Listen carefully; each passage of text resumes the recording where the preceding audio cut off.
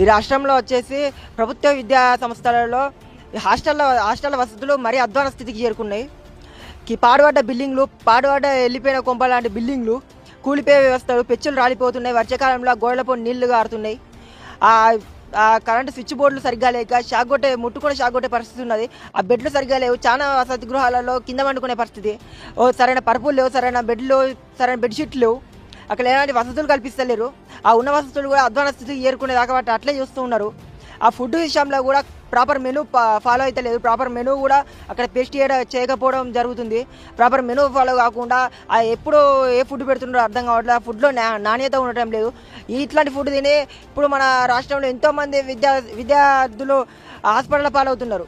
అదంతా ప్రభుత్వానికి కనవడం లేదా? ఇన్ని జరుగుతున్నా కూడా, ఇన్ని ఫుడ్ పాయిజన్లు అవుతున్నా కూడా, ఇంతమంది విద్యార్థులు హాస్పిటలైజ్డ్ అవుతున్నా కూడా ప్రభుత్వం ఎట్లాంటి చర్యలు తీసుకోకపోగా అసలు ఆ విషయాలు పట్టించుకోవడం లేదు. ఆ పరుపులు లేవు, ఇంతవరకు అక్కడ బెడ్షీట్లు ఇవ్వడం లేదు. ఇప్పుడు నూతనంగా విద్యార్థులు హాస్టల్లో చేరుతున్నారు. సరిపడా సీట్లు లేవు, ఉన్నా కూడా ఎలాంటి వసతులు లేవు. దూర ప్రాంతాల నుంచి వెళ్ళి చాలా ఆ పేరెంట్స్ కష్టాలలో ఉండి ప్రభుత్వ విద్యా సంస్థలలో హాస్టల్లో చేర్పిస్తే పురుగుల అన్నము, ఒకటే కూరలు, ఆ పరుపులు లేకపోవడం, సరైన వసతులు కల్పించకపోవడం, ఇట్లాంటి పరిస్థితులలో విద్యార్థులకు విద్యను దూరం చేసే పరిస్థితి కనిపిస్తూ ఉన్నది. ఈ పరిస్థితులలో విద్యార్థులు ఏ విధంగా చదువుకోగలుగుతారు? ఇప్పటికైనా గవర్నమెంట్ కొద్దిగా కళ్ళు తెరిచి ఆ విద్యార్థుల పరిస్థితిని అర్థం చేసుకోవాలి.